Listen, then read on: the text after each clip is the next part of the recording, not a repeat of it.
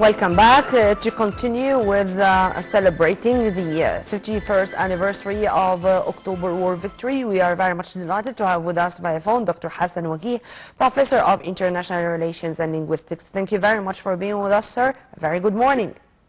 Good morning. It's a pleasure. Many happy returns of the day. A great day. Thank you, sir.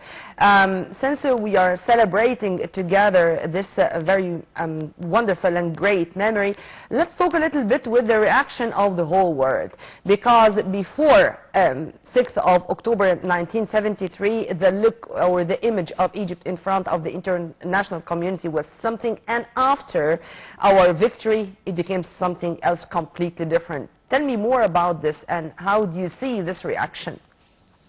Yes, the reaction was really, for me as a scholar, I felt very proud what was published by fair-minded circles. Mm-hmm. I had a book about how Egyptian infantry faced the tanks. It was written by a German correspondent, and he conducted an interview with people who, like Muhammad al-Masri, who destroyed 26 tanks by himself. He mentioned Abdul Aasi, who destroyed 23 tanks. Can you imagine? And also talked about the strategic plan. He talked about this thinking out of the box by the Egyptian forces when we were able to deploy what we call scouring, the pumping of water to open that sand wall, the great sand wall that was in the east side of the Suez Canal. The book is great and full of information, but everyone in the world, one of the most important things is that they circulated the statements of our leader, President Anwar Sadat. Since you mentioned Anwar Sadat, sir, and you are a professor of linguistics, tell me about the impact of the rhetoric and voice of Sadat on the Egyptian people and on the army. Yes, of course, he made excellent statements. He was a man who is an authentic hero, one of the authentic heroes in the history of Egypt and in the world. He allowed jokes to be said about him. So his person was not important for him as much as his country. And he really made great statements like, the Israelis called the Sixth War, the 1967 war, the 6 Days War. He was responding to that by saying, we stormed Barlef Line in 6 hours. So he was very keen to retaliate and to make reconsideration for the Egyptian armed forces, a great history. When he was met by Kissinger said to him, I came here for seeking a diplomatic solution. Egypt rejected ceasefire for 5 times. So Sadat told him, your computer did not calculate the will of a people who are having behind them 7,000 years. Amen to that. Sir, how we can convey the spirit of October to the new generations?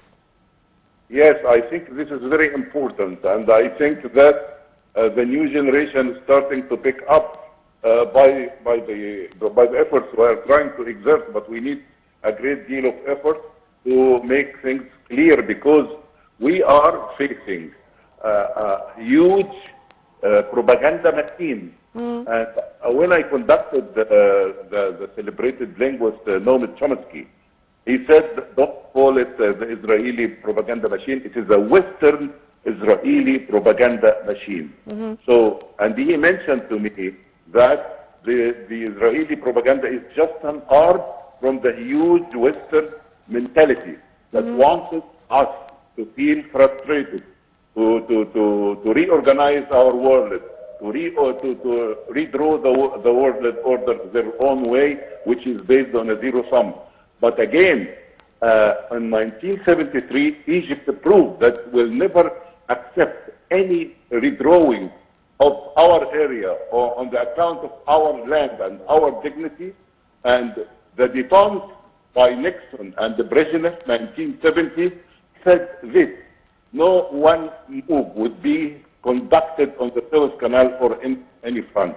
Yeah. But on 1973, okay, 500,000 Egyptian graduate students were in the army with the great Egyptian army, stormed Barlop Line. 2 o'clock, 6th of October, was not just launching that attack, it was refusing the defense, refusing decisions to be made on our account, decisions to be unfair like that. So it is always having its own decision. And our late president, Muhammad Anwar Sadat, was the hero of peace and war. This does not mean that we are looking for war, but when diplomacy is there, when we can regain our rights by diplomacy and by agreements, he did it, and even he went to the Knesset in Israel. How do you see being both the hero of war and peace? Of course, that is the great thing about our president, Anwar Sadat. May God rest his soul. Actually, the whole world is celebrating him, especially the fair-minded people all over the world, because counter to what is happening now, Israel is launching aimless wars, going from one war to the other, making genocide, making all of things like that. Counter to that, Egypt is so wise, exerting strategic patience, and know very well that there should be an end to any war. And this is what Sadat understood very well. And when he launched the attack, he wanted to say, this is your land, this is my land. And he started to do diplomacy from a stand of power, from a stand of a victory. So the Israelis should learn this lesson. And he said that in fact. I hope that they have absorbed the lesson.